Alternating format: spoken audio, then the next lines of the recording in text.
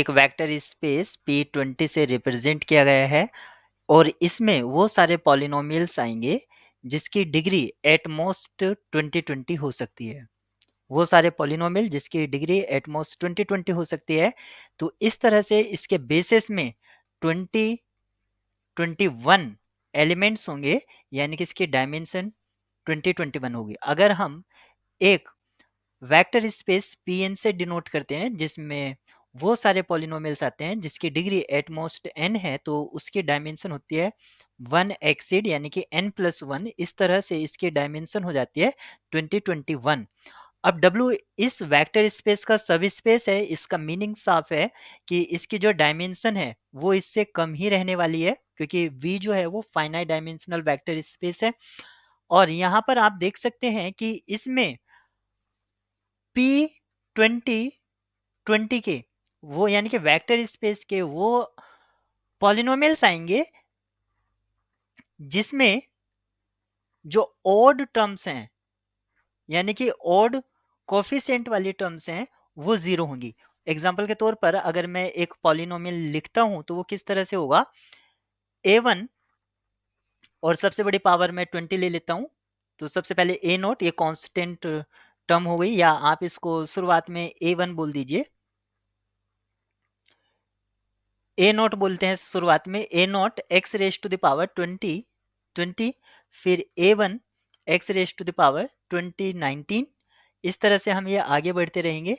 और ये जो कॉफिशिएंट हैं, ये मेरा फर्स्ट कॉफिशिएंट है, फिर ये मेरा सेकंड कॉफिशिएंट है। तो यहाँ तक हमारे पास, आपके पास कितने कॉफिशिएंट आएंगे, 20, 21। इस तरह आपके पास इतने कॉफिशिएंट होंगे। अब यहाँ पर कहा गया है कि ए आई जीरोज हैं सभी ओड आई के लिए, यानी कि 1, 3, 5, 7। यहाँ पर अगर हम ये देखते हैं तो ये जीरो टर्म्स होंगी इसकी। तो 20 तक कितने ऐसे होंगे, यानी कि इसमें से मान लेते हैं हाफ इसके जीरो टर्म बन जाएंगी, यानी कि 1010 इसका हाफ होगा।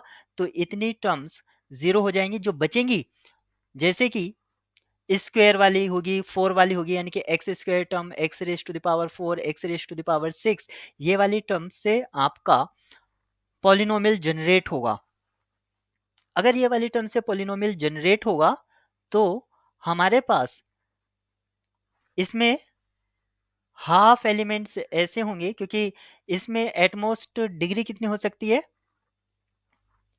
एटमोस्ट डिग्री तो यहाँ पर 2020 ही हो सकती है, लेकिन उसकी डायमेंशन 2020 या 21 नहीं होगी। क्यों नहीं होगी, क्योंकि हाफ एलिमेंट जीरो हो गए हैं, यानी कि अब इसमें एक एलिमेंट एक्स्ट्रा होगा जिसको हम बोलेंगे कांस्टेंट टर्म। तो इसकी डायमेंशन हो जाएगी 1010 प्लस 1, यानी कि 1011। अगर आपको इस तरह से समझ में नहीं आया है, क्योंकि वेक्टर स्पेस की जो डायमेंशन है वो है 2021 माइनस, यहाँ पर कितने एलिमेंट्स जीरो हो रहे हैं, 1010। ये एलिमेंट्स जीरो हो जाएंगे तो बचा आपके पास 1011। फाइनली W की ये डायमेंशन आ गई है।